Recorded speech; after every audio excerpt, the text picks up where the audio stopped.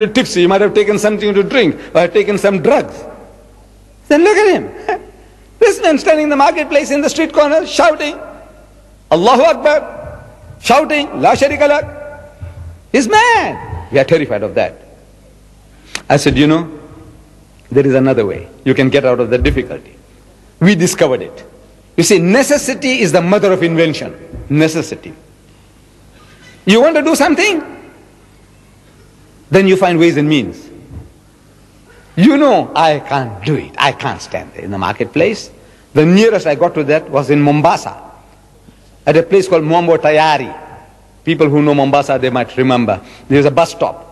I went and delivered lectures in the bus stop on a drum. I stood on a drum, and with a mic in my hand, I started lecturing. Because the people there, they were doing that kind of thing. It encouraged me. But in Durban, I can't. In London, I can't do it. I did it there because it looked like everybody was mad like me, so it didn't matter. I said the second best thing. I said necessity is the mother of invention. We invented an idea. He said, look, you know, today we are able of capturing these jinns. You know, old people, they talk about, you know, making, we say, tabe, you know, controlling jinns, that you can call them and make them to do things. Like Aladdin, his wonderful lamp. You rub the lamp and the jinn comes along and you tell him what to do for you. That kind of people, you know, there's jinns under your control. These modern jinns, TV stations, radios, TVs, monitors, VCR. They are jinns under your control. I said, use them, man. You can't do it yourself. So we said, look, I'll show you. It is so easy. Look, in Durban, a country in South Africa, you know, the land of apartheid, a racist country, very oppressive. The whole world, this is like the polecat of the world, stinking. That nation stinks. My nation stinks. But that nation gives me this freedom. Look at this. It's given me that freedom in the streets, in the shops, in the bazaar. Look what I'm doing. I put the monitor in the window. You know, 24 hours a day I can make it to do the work.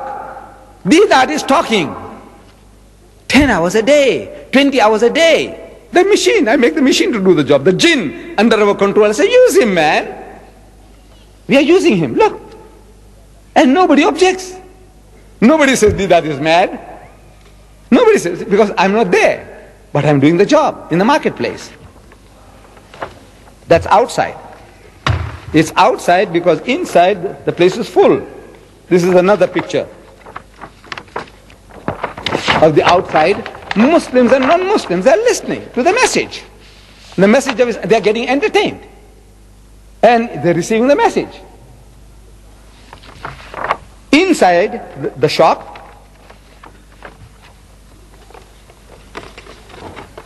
inside, people sit in comfort. People sit in comfort and watch inside, the same thing. We have a monitor inside the shop, we have a monitor outside. When the place inside is full, so let them watch outside. Look, there's so many ways of killing a cat, if you want to. Look at it. Then in that color-conscious country, racist country, we use the masjid as a bait. You know, Allah baited Hazrat Musa alayhi salam with a fire. So we bait these people to come to the mosque. What for? They think they'll come and see something nice and funny in the mosque. They don't know the difference between a mosque and a temple. So when we say visit the largest mosque in the southern hemisphere, they think it's a temple. This is another name for a temple, a synonymous term for a temple, a Hindu temple. So they think they'll see all the monkey gods and elephant gods and snake gods all lined up. One English lady on a world tour, when she came into the masjid and when we explained to her things, she said, you know, I expected to find a funny oriental museum a la carte. Meaning that a monkey god for Monday, an elephant god for Tuesday, a snake god for Wednesday, all the gods lined up. But instead, she says, I found the truth. Another Africana lady, the ruling race, she brings her daughters during the school holidays. And she looks around the mosque and she is disappointed. What she came looking for? She says, where are the cows? You know cows, bakara, milking cows, cows. I said, madam, have you lost your cows? She said, no, no, no. I promised to show them to my daughters. I said, madam, you have come to the wrong place. So she said, but I promised them. I said, madam, is that my fault? You promised to show cows in the mosque? I said, no, no, no. You can see cows, my people. Wallah, they are my people. I said, in Amgeni Road, a couple of kilometers away from the masjid, in Amgeni Road is the largest temple in South Africa. And you'll see everything that you want to see. Cows, monkeys, elephants, snakes, everything. My people, they look like me, speak the same language. They have the same surnames like me. You know that? Morarji Desai. You heard the name? He was the prime minister of the largest democracy in the world. He is my maternal uncle, Mamu, we call him. He drinks his own urine 6 to 8 ounces every day. That's my nation. I'm not ashamed. See, Allah took me out of it. I'm proud of that. Some Arabs, you know, alhamdulillah, they came to my part of the country and they spoke to my people. They came to do business, and in the process my ancestors, they said, these are good people. We also like to be one of you. They said, very easy, give your hand. So my ancestors gave the hand and they became Muslim. Had it not been for the Arabs, the urine of the cow, I would still be sprinkling on myself. Yes. I said, therefore, my father, every time we met an Arab, as a young boy, he shook hands and he kissed the hands. And I also kissed every Arab's hand. My father was reminding me, he says, look, had it not been for these people, we would be where our cousins are still. So, they're looking for cows in the mosque. They're looking for statues in the mosque. It's an opportunity, God sent opportunity to explain to them.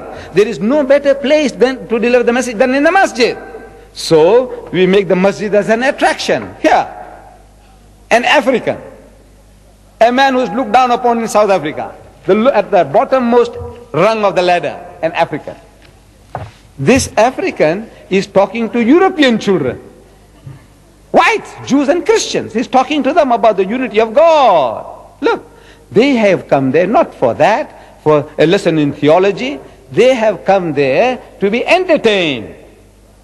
Some superficial knowledge of Islam, and we are doing the job. Look, if you want to do the job, wallah, I tell you, there are endless opportunities. It's for you, my dear brothers and sisters, and we need your help in this, that you also take this up. Start opening your mouth. Share what knowledge Allah has given you. And in that, you don't have to be an expert. If you have one fact, our Nabi Kareem sallallahu alayhi wa sallam, he said, "Balligh wa anni walau ayah." He said, deliver the message regarding me, even if you know one verse, one fact. Deliver it. Just talk, that one fact. Talk, talk, talk, and Allah will give you more. This is the secret of learning. Give what you have, and Allah will fill you up with more. With these words, Mr. Chairman, and my dear brothers and sisters, I'm very, very grateful to the Department of Information for creating such wonderful opportunities for me to come along and talk to you. I had actually come to this part of the world to thank the people who had helped me in projecting me to America, rocketing me to America, to give battle to that great giant Jalut, Jimmy Swaggart. I had come along.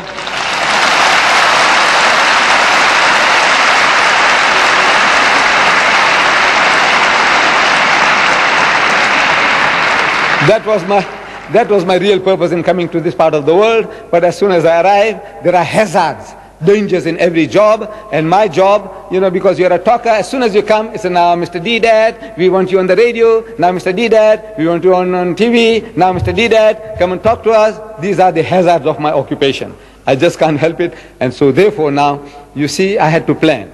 This lecture, I said, now as soon as I talk, I must run from here to Dubai, get away from here, because you people won't give me peace in the hotel where I am. So immediately after this, if people will allow me to get out as quick as possible, there's a motor car waiting outside to drop me, I don't know how many miles from here to Dubai, and there, if I deliver a lecture again, I must run. I have to run away from my fans. You know, I like it, I enjoy it, but it's a bit too much for this old machine. You know, it's 70 years and 4 days old now.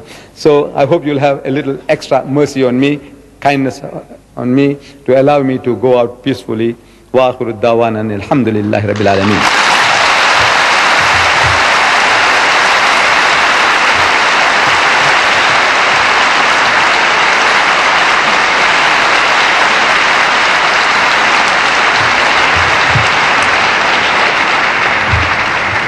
Amen.